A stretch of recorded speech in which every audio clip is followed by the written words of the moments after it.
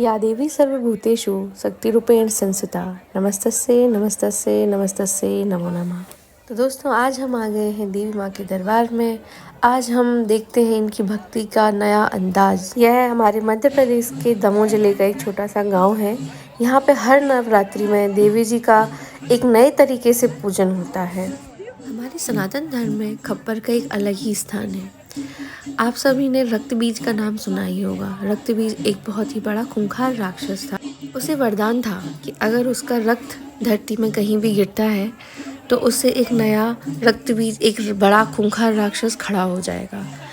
रक्त बीज से सभी देवता परेशान थे, तो हमारी माँ जगदम्बे महाकाली ने इस समस्या का एक समाधान निकाला और उन्होंने एक खप्पर लिया अपने हाथ में और रक्त बीज में प्रहार करना चालू किया।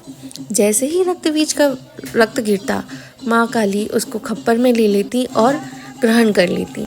इस प्रकार खप्पर की पूजा होने लगी। जैसे खप्पर का एक स्थान है, वैसे ही एक स्थान है माँ की पादुकाओं का। माँ की पादुकाएं एक विशेष प्रकार से बनी होती हैं, जिसमें उल्टी कीलें लगी होती हैं। आप ये देख रहे हैं पंडित जी को, इन्होंने कीलों वाली पादुकाएं पहनी हैं। इन्हीं पादुकाओं के साथ आज की जो भी पूजा आरती होगी, वो उनका जो भी चलना फिरना होगा, वो इन्हीं पादुकाओं में होगा। इस गांव की एक अलग ही परंपरा रही है। इस गांव में जितनी भी देवी जी हैं, जिनके अलग अलग मंदिर हैं, अलग अलग स्थान हैं, वो सारी देवी जी नवमी के दिन यहाँ मेन मार्केट में सब इकट्ठी होती हैं, अपनी सारी बहनों से मिलती हैं। हम सभी सारे भक्तजन उनको सजाते हैं, सुसज्जित करते हैं, उनकी पूजा करते हैं और उनके भजन कीर्तन करके उन्हें प्रसन्न करने की कोशिश करते हैं।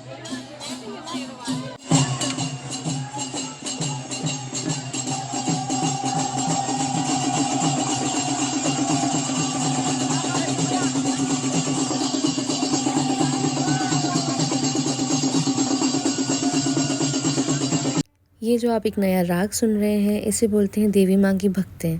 हम सभी देवी माँ के भक्ति गीत गा रहे हैं और सारे भक्तजन उसमें ही लीन हो गए हैं।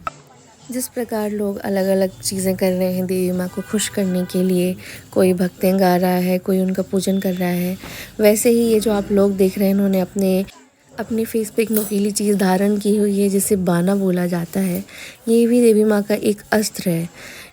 यहाँ पे लोगों की मान्यता है कि अगर देवी जी के नाम से ली हुई भभूत अगर हम अपने फेस पे लगाएंगे तो यहाँ पे हमको कोई भी दर्द नहीं होगा। और आप देख रहे हैं लोग बिना किसी दर्द, बिना किसी आहट के ये इनके बाने निकल रहे हैं, निकलवा के पंडित जी इन्हें निकाल रहे हैं, ये निकलवा के जा रहे हैं।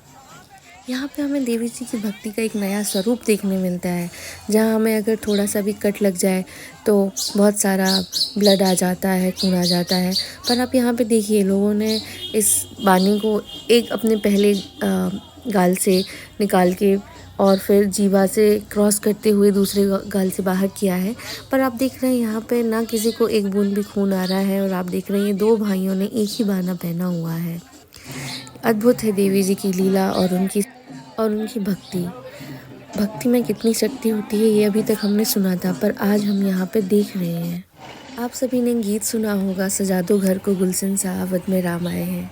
उसी प्रकार आप यहाँ पे देख रहे हैं पूरे मार्केट को, पूरे बाज़ार को इन्होंने इस तरीके से सजाया हुआ है, क्योंकि हमारे आंगन में आज हमारी जगह पे सारी देवी जी इकट्ठी हुई हैं और सारे भक्तगण उनका दिल से स्वागत कर रहे हैं।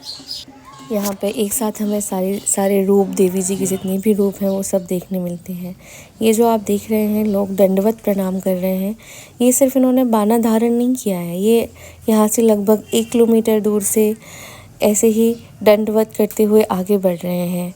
2 लोगों ने बाना संभाला हुआ है और एक जिन्होंने ये बाना धारण किया है, वो बंदा पूरी ही भक्ति में लीन होते हुए दंड भर रहा है।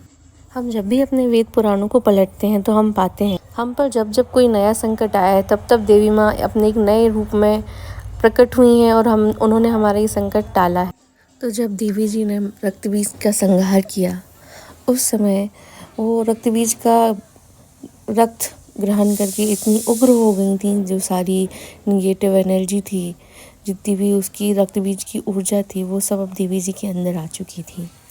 देवी जी का उग्र रूप देख के सारे देवताओं में, सारे संसार में त्राही त्राही मच गई। तीनों लोकों में हाहाकार हो गया। उसके बाद वो इतनी उग्र थी कि विष्णु जी को, लक्ष्मी जी को, किसी को भी नहीं पहचान रही थी। देवी का यह उग्र रूप देख के सभी देवता उन्हें रोकने आते, उन्हें शांत करने आते, परंतु वो किसी से शांत नहीं हुई। यह स्थिति देख के महादेव ने एक नया हल निकाला और वह उनके रास्ते में लेट गए। उनका पैर, देवी जी का पैर महादेव के ऊपर पड़ा और जैसे ही उनका पैर महादेव के ऊपर पड़ा तो उन्हें आत्मग्लानि हुई और उन्होंने देखा कि कैसे मैंने अपने पति परमेश्वर के ऊपर अपना ही पैर रख दिया है। इस ग्लानि में उनकी जीवा बाहर आ गई और उनका एक नया स्वरूप आया, जिसे आज हम सब महाकाली के नाम से जानते हैं। ये थी नवरात्रि। आपके यहाँ नवरात्रि कैसी होती है हमें कमेंट में ज़रूर बताएं। Thank you.